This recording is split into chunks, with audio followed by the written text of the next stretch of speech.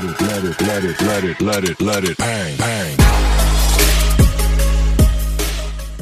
Hello बच्चों, आपका हमारे चैनल पर स्वागत है। बच्चों, आशा करता हूं कि आपकी परीक्षा की तैयारी अच्छी हुई होगी। बच्चों, आज हम आपके लिए कक्षा 10 के सामाजिक विज्ञान के वायरल मॉडल पेपर लेके आ गए हैं, जिसका पेपर आज होने वाला है। बच्चों, इस वीडियो में हम पूरे किताब के अति महत्वपूर्ण बहुविकल्पी क्वेश्चन को देखेंगे जो हमने सेलेक्ट किया है। तो चलिए देखते हैं कौन कौन से हमारे अति महत्वपूर्ण इंपॉर्टेंट क्वेश्चन हैं। तो यहाँ पर देखो बच्चों, यहाँ पर प्रश्न कह रहा है पहला नंबर कि यंग इटली सोसाइटी का संस्थापक कौन था। यहाँ पर ऑप्शन दिया है गैरीबाल्डी, बिस्मार्क, काबूर और मेजनी। तो बच्चों जल्दी कमेंट करके बताओ इसका आंसर क्या होगा। तो यहाँ कह रहा है कि यंग इटली सोसाइटी का संस्थापक कौन था।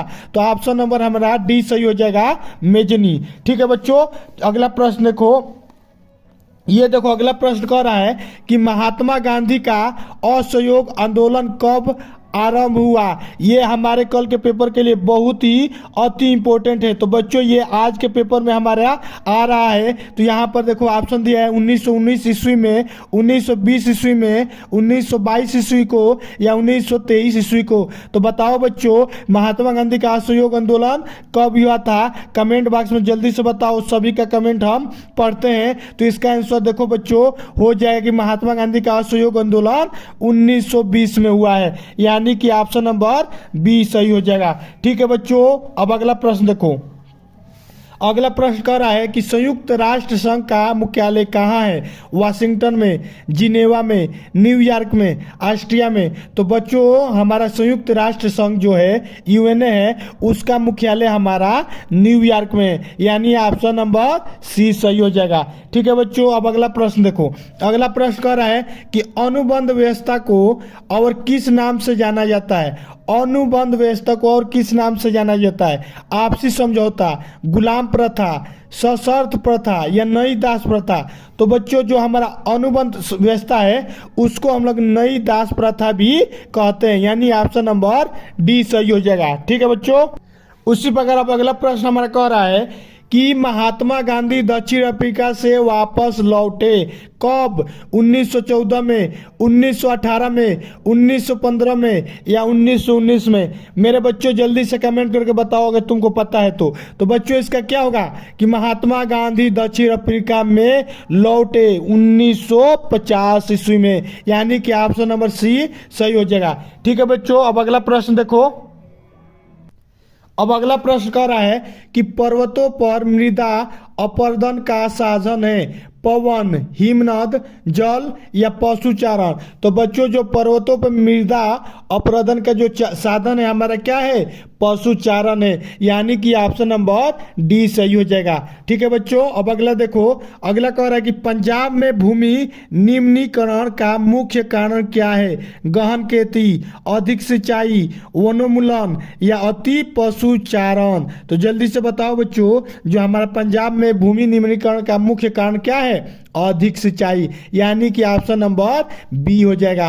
अधिक सिंचाई जो है हमारा पंजाब में भूमि निम्नीकरण का मुख्य कारण है।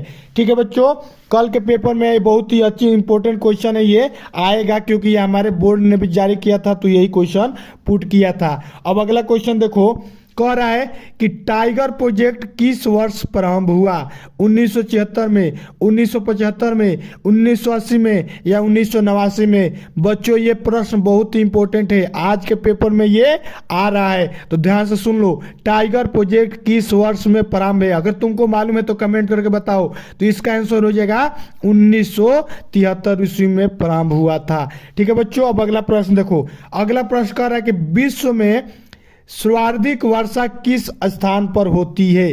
अब ऑप्शन सुन लो।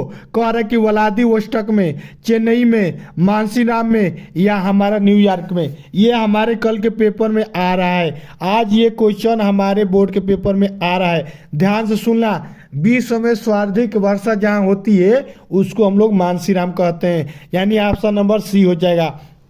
उसी प्रकार बच्चों अगला प्रश्न कर रहा है कि सलाल बांध किस नदी पर बनता है। महानदी पे, चिनाव पे, सतलुज पे, कृष्णा पे। तो बच्चों जो सलाल बांध है हमारा चुनाव नदी पे बनता है। कहाँ बनता है? चुनाव नदी पे।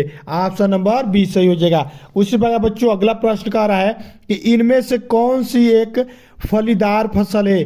दालें, तिल, मोटे अनाज या ज्वार, तिल। तो बताओ बच्चों जो फलीदार फसल होती है वो कौन होती है? दाल होती है, तिल होती है, या मोटा कोई अनाज होता है, या ज्वार तिल होता है? तो बच्चों इसका आंसर क्या हो जाएगा? इसका आंसर हो जाएगा ए, यानी कि ऑप्शन नंबर ए सही हो जाएगा। ठीक है बच्चों, जो जो बताना होगा आंसर पता है तो कमेंट बॉक्स में छापते रहो। सभी का आंसर हम लोग पढ़ते हैं, देखते हैं कौन बच्चे कितना पढ़ के जा रहा है। ठीक है, अब अगला प्रश्न देखो। अब अगला प्रश्न कह रहा है कि अंकलेश्वर किसके उत्पादन के लिए प्रसिद्ध है? उत्तराखंड, हिमाचल प्रदेश, तमिलनाडु या राजस्थान? तो जो बताओ बच्चों जो अंकलेश्वर है किसके उत्पादन के लिए फेमस है? तमिलनाडु, यानी कि ऑप्शन नंबर सी हमारा सही हो जाएगा। ठीक है बच्चों, ये देखो अगला प्रश्न कह रहा है कि निम्न में से कौन आज हजारी बीजेपुर जगदीशपुर पाइपलाइन से जुड़ा है? ये बच्चों बहुत ही हमारा इंपॉर्टेंट क्वेश्चन है, कल के पेपर आज के पेपर में आने वाला है। तो ऑप्शन बताओ बच्चों, मध्य प्रदेश, महाराष्ट्र, गुजरात या उत्तर प्रदेश? तो बच्चों हमारा जो हजारी बीजेपुर जगदीशपुर पाइपलाइन है हमारा महाराष्ट्र से जुड़ा हुआ है, यानी ऑप्शन नंबर बी सही हो जाएगा। ठीक है बच्चों, अब अगला प्रश्न देखो। अगला प्रश्न कह रहा है कि बेल्जियम में किस प्रकार की सरकार है?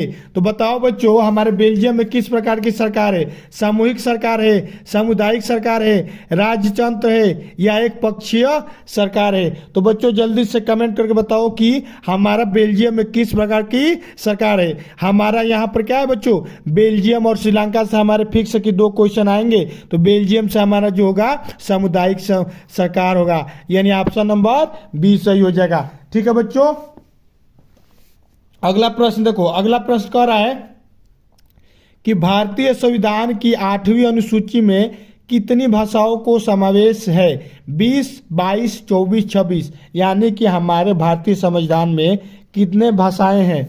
बताओ बच्चों जल्दी से कमेंट करके। ये बहुत ही अति महत्वपूर्ण प्रश्न है, ये हमारे आज के पेपर में आने वाला है। ये बहुत ही अति महत्वपूर्ण क्वेश्चन है, इसको डॉट लेना, इसको माइंड करके जाना है, एकदम इसको कंठस्थ कर लेना। हमारा 22 है, टोटल भाषाएं हमारी 22 हैं, भारतीय संविधान में समावेश है। ठीक है बच्चों, अब अगला प्रश्न देखो। अगला प्रश्न कह रहा है कि अमेरिका सामाजिक विभाजन के कारण थे अमीर व गरीब, आधुनिक व रूढ़िवादी, श्वेत या अश्वेत या इनमें से कोई नहीं? तो बताओ बच्चों जो अमेरिका सामाजिक विभाजन के कारण थे क्या थे? श्वेत और अश्वेत थे।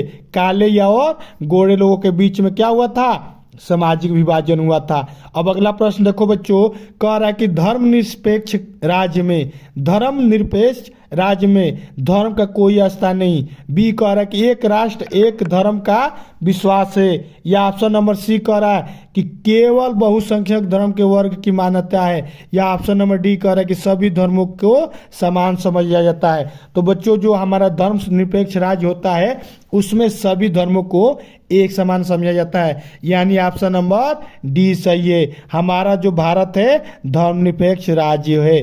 ठीक है बच्चों, अब अगला प्रश्न देखो। अब अगला प्रश्न कह रहा है बच्चों कि आंदोलन जनता की डैश भागीदारी पर निर्भर होती है। किसके भागीदारी पर निर्भर होती है? दबाव समूह के, बंद हड़ताल के, विरोध के या स्वतः स्फूर्त के? तो बताओ बच्चों जो आंदोलन जनता होती है किसके दबाव या किसके हड़ताल भागीदारी पर निर्भर होती है? तो बच्चों इसका आंसर हो जाएगा ए नंबर, दबाव समूह के भागीदारी पर निर्भर होती है। कौन? आंदोलन जनता। ठीक है बच्चों, अब अगला प्रश्न देखो। अगला प्रश्न कह रहा है कि लोकतांत्रिक व्यवस्था में लोगों का अधिकार प्राप्त है स्वयं राज करने का, शासन व्यवस्था करने का, अपनी सरकार चुनने का, उपयुक्त में से कोई ना। तो बच्चों इसका आंसर क्या होगा? लोकतांत्रिक व्यवस्था में लोगों का जो अधिकार होता है अपनी सरकार चुनना होता है। इसमें लोग अपनी सरकार चुनते हैं। ऑप्शन नंबर बी पे आंख बंद करके मान लेना, एकदम इंपॉर्टेंट क्वेश्चन है। लोकतंत्र से 2 क्वेश्चन कल के पेपर में आ रहे हैं। ठीक है बच्चों, अब अगला प्रश्न देखो। कह रहा है कि राजनीति एक डैश का क्षेत्र है। किसका क्षेत्र है? प्रयासों का क्षेत्र है, विकल्पों का क्षेत्र है, ये सभी का क्षेत्र है या संभावनाओं का क्षेत्र है? तो बच्चों जो हमारा राजनीति है ना, एक हमारा समनाओ का से क्षेत्र है, यानी ऑप्शन नंबर 20 सही हो जाएगा। ठीक है मेरे बच्चों, अब अगला प्रश्न देखो। ये प्रश्न कह रहा है कि निम्न में से किस राज्य का प्रति व्यक्ति आय सर्वाधिक है, यानी सबसे ज्यादा आय प्रति आय किस देश का है, किस राज्य का है, जल्दी से कमेंट करके बताओ बच्चों इसका आंसर क्या होगा। तो यहाँ पे देखो ऑप्शन दिया है राजस्थान, एक दिया है हरियाणा, एक दिया है मेघालय, एक दिया है बिहार। तो बच्चों हमारा जो है प्रति आय सर्वाधिक जो है हमारा कहाँ का है बच्चों, हरियाणा का है, यानी ऑप्शन नंबर 20 सही हो जाएगा। ठीक है बच्चों, अब अगला प्रश्न देखो। अगला प्रश्न कह रहा है कि भारत के सबसे अधिक शिशु मृत्यु दर वाले 2 राज्यों हैं, उड़ीसा व मध्य प्रदेश, बिहार व गोवा, तेलंगाना व पश्चिम बंगाल, सिक्किम व असम। तो बताओ बच्चों शिशु मृत्यु दर सबसे ज्यादा किस राज्य में है, हमारे उड़ीसा और मध्य प्रदेश में। ऑप्शन नंबर ए सही हो जाएगा। ठीक है बच्चों, अब अगला प्रश्न देखो। अगला प्रश्न कह रहा है कि निम्न में से उत्पादक का साधन है पूंजी, सेवाएं, लाभ या कर। तो बच्चों जो हमारे निम्न में से जो साधन का हमारी सुविधा है क्या है, पूंजी है, यानी कि ऑप्शन नंबर ए सही हो जाएगा। ठीक है मेरे प्यारे बच्चों, अब आगे देखो। अब अगला प्रश्न कह रहा है कि भारत के लिए डोमेनियम स्टेटस का ऐलान किसके द्वारा किया गया था। ऑप्शन दिया है लॉर्ड लिटन द्वारा, ऑप्शन बी दिया है लॉर्ड इरविन द्वारा, ऑप्शन सी दिया है लॉर्ड कर्जन द्वारा, या ऑप्शन डी दिया है लॉर्ड इरविन द्वारा। तो बच्चों हमारा जो था डोमेनियन स्टेटस लॉर्ड इरविन द्वारा जारी किया गया था, यानी कि ऑप्शन नंबर 20 सही हो जाएगा। ठीक है बच्चों, अब अगला प्रश्न देखो। अगला प्रश्न कह रहा है कि महामंदी का प्रारंभ किस वर्ष में हुआ था, 1919 में, 1922 में, 1924 में, 1929 में या 1934 में। तो बच्चों जो महामंदी थी उसकी शुरुआत 1929 में हुआ था, ऑप्शन नंबर सी सही हो जाएगा। अब अगला प्रश्न देखो। अगला प्रश्न कर रहा है कि लाल पीली मिट्टी पाई जाती है दक्कन के पठार में, मालवा प्रदेश में, ब्रह्मपुत्र घाटी में, थार रेगिस्तान में। कल के पेपर में आएगा बच्चों, छाप देना है।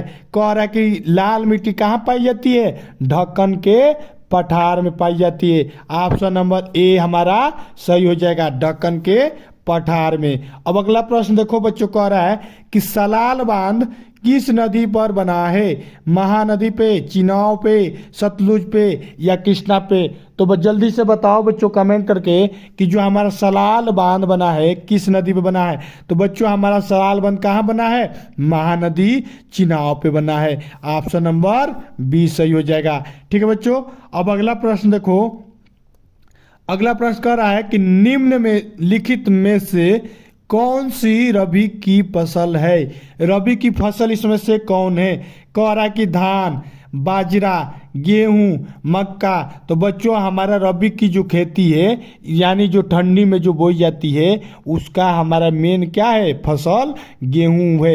अभी इस समय क्या बोया जा रहा है, गेहूं बोया जा रहा है, यानी हमारा गेहूं। ऑप्शन नंबर सी सही हो जाएगा। ठीक है बच्चों, तो बच्चों बताओ, हमने आपके पिछले वीडियो में आपको एक प्रश्न बताया था कि भारतीय गणराज्यों में प्रदेशों की संख्या है। तो बच्चों हमने आपको बताया था ना कि भारतीय गणराज्यों में प्रदेशों की संख्या कितनी है।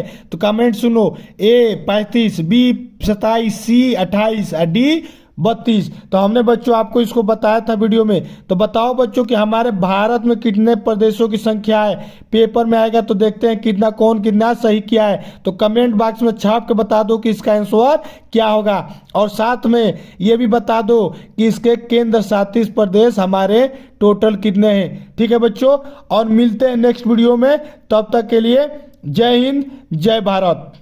Let it, let it, let it, let it, let it, let it, bang, bang.